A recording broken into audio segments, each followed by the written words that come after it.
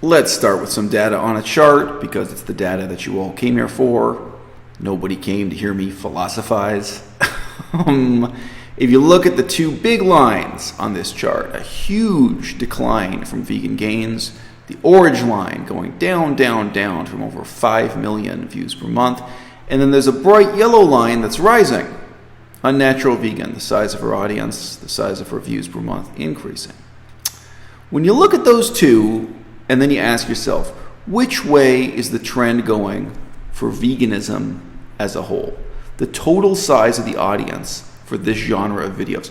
Are we just going to say that vegan gains, the artistic direction he's taken, something about the quality of his videos uniquely has been unsuccessful?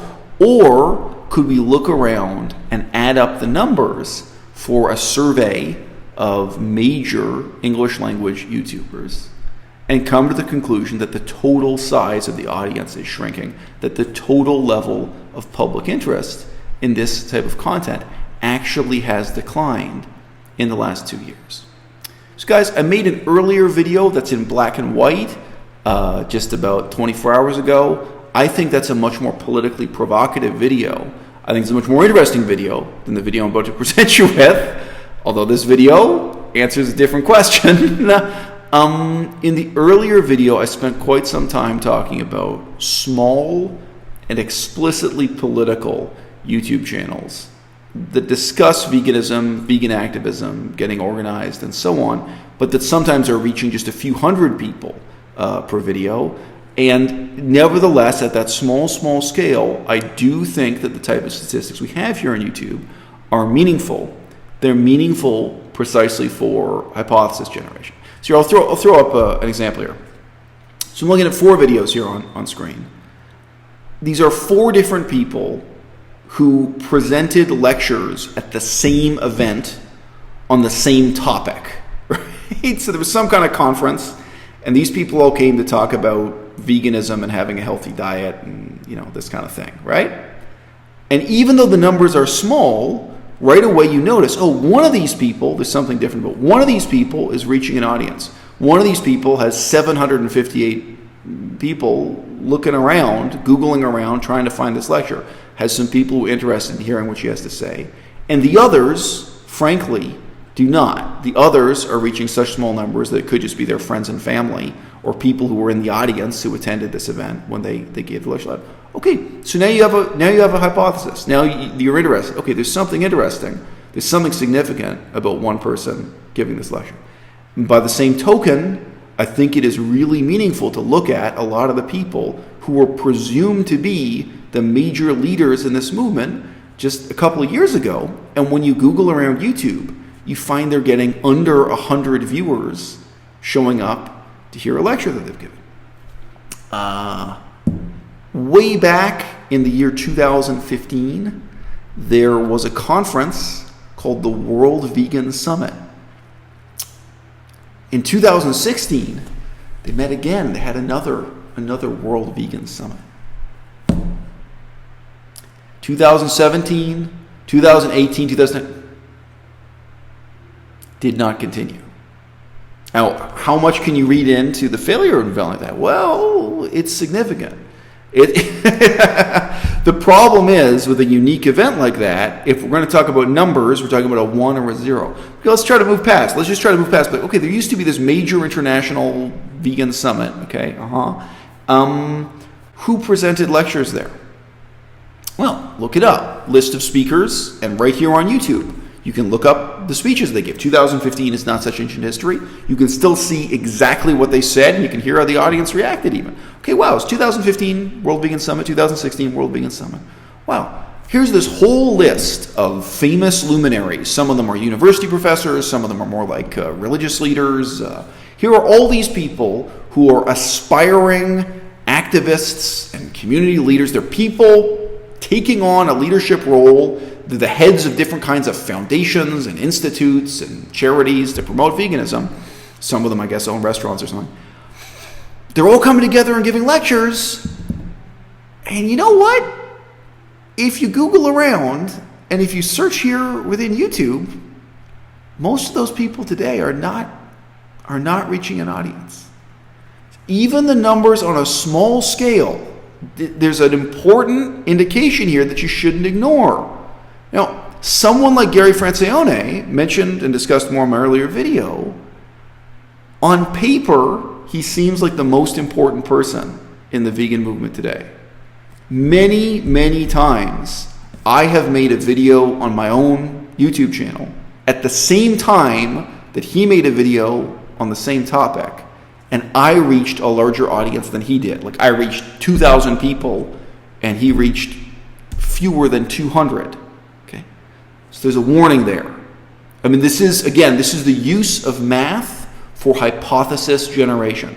We don't just use math to prove something true or false. We use math to raise new questions in the social sciences. When you notice a discrepancy in the numbers, you say, okay, there's an interesting question to be asked here. Gary Francione, maybe we just assume he's a very influential person in veganism because he's published a lot of books, he has wealth, he has status, he has a prestigious sounding job at a university. But you know what? When you're looking around, it seems like in the year 2019, almost nobody is interested in hearing what he has to say. So that's significant. It's significant on that small scale. And what we're going to look at in this video is on a large scale.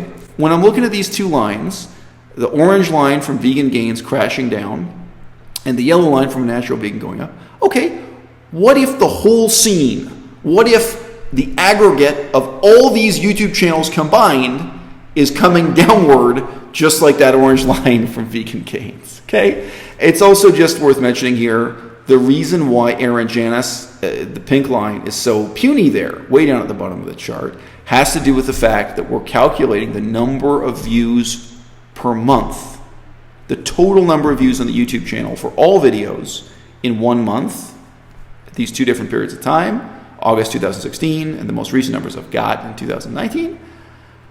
Erin Janus, she makes a lot of noise in the movement because she had a couple of hit videos, but those hit videos were several years ago, and the amount she's uploaded since then has been very little. So the actual size of the audience she's reaching is much smaller than you might expect. Who has even heard of Family Fizz before? So this is the one big exception to all the rules. Currently in 2019, Family Fizz is not just the most successful vegan YouTube channel. They are one of the most successful YouTube channels in the history of the internet. And they do talk about veganism, they do promote veganism, but it is not the main thing they do. As you can guess from the name Family Fizz, the vast majority of their content, the vast majority of the interest in their channel from the audience has nothing to do with veganism. So I thought about excluding them from this list, but I really have to include them. They're unbelievably successful. They're so successful that this chart doesn't make any sense because you have to change the whole sense of scale. It doesn't go up to 30 million to include Family Fizz on the same chart. But the rest, all the other channels you see listed here are going down, down, down. You have a really strong indication here that the total size of the market, the total level of interest in the vegan message has been decreasing in 2.5 years. So let's do the math here again for the same chart, but excluding the Family Fizz. And now we can see these are basically the most successful English language channels. You'll see in the charts to come, we have more and more than this. But Fun for Louie, Freelee, Durianrider, and MommyTang, all of them have dropped to below 1 million total views per month. And as you can see, some of them in the past were way up there, above 12 million. So this already is a very significant, shrinkage in the size of the market as a whole. And as we go through more and more of these examples, you can decide, is it really the case that we just have had one untalented guitarist after another, or is it the case that the audience has become fatigued with rock and roll as a genre? That the message of veganism is no longer new and novel and exciting. It's, it's the effect of watching slaughterhouse footage is no longer shocking, and the audience has started to tire of this and move on. Okay, so here's table 2.1. These people are in the millions, but the smaller millions. And one of the most dramatic changes, the gold color line there, is NinaAndRanda. I didn't realize just how successful they were. Oh yeah, funny to think, by the way, if you compare the gold line to the blue line, There was a time in 2016 when NinaAndRanda were more popular than PETA. They were more popular than People for the Ethical Treatment of Animals. But alas, today that is no longer the truth. Even though PETA has been declining and declining in popularity, NinaAndRanda have been declining even more rapidly. Very, very modest increase in the size of audience for Cheap Lazy Vegan and Caitlin Shoemaker, but you can see, again, most of the trend here is down, down, down. Okay, here are a bunch of YouTubers below 1 million. Kat Von D, Man Bialik, Monami Frost, Ellen Fisher. So we have some growth here for both Ellen Fisher and Monami Frost. You can tell me if you think that reflects sincere interest in veganism. Always an issue. Table 4, people far below 1 million. So Simnett Nutrition, one of my critics raised this as being supposedly a really, really significant counterexample. The numbers really do not count for much, but yes, obviously he's a very successful YouTuber, don't get me wrong. So you can see that he's the bright yellow line. Mike the Vegan in orange has also been very successful, but that success doesn't even compensate for the dramatic decline in the number of viewers Supreme Banana has, let alone people who used to be major voices in the movement like Freelee, declining from a high of over 12 million viewers. Maddie Lymburner, another one of the big success stories. I would assume the vast majority of her viewers are not vegan and are not watching that channel because they're interested in veganism, but nevertheless, she deserves credit for promoting the vegan diet and preaching the vegan message. And so too, even does that other channel I mentioned, Family Fizz. In some ways they are a vegan channel, and in some ways they're not, but hey. Edgy Veg, Naturally Stefanie, Sarah's Vegan Kitchen.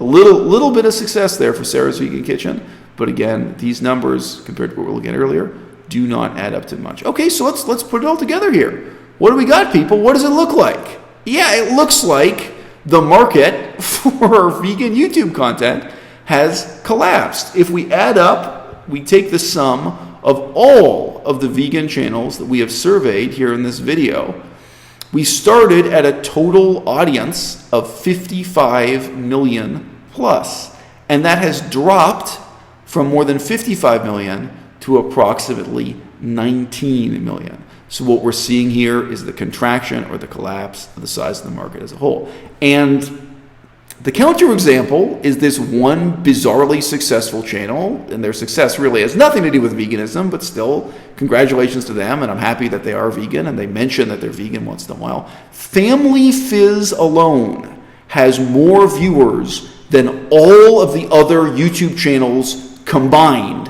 at present in 2019. All the other vegan YouTube channels that you see listed on the right-hand side of the screen there, if you add up all the people who watch their videos in 1 month, it does not equal that one highly successful channel. So guys, keep in mind, an individual guitarist could have a hit song next year. There could be a #1 hit. It's a musician playing the guitar, and it's old-fashioned rock and roll. Could happen. However, when you look at the statistics for rock and roll as a genre as a whole, rock and roll as a whole is becoming less and less successful. This happens. Different trends come and go in music. Different trends come and go in movies. At one time, everyone was making vampire movies. Even if there's a big hit movie next year that's a vampire movie, you recognize that vampire movies are getting less and less popular. So at one time, jazz music was a mainstream pop culture phenomenon, and then the whole genre, the whole size of the audience for jazz, shrunk away. However, for those of us who are sincerely interested in the future ecology of planet Earth,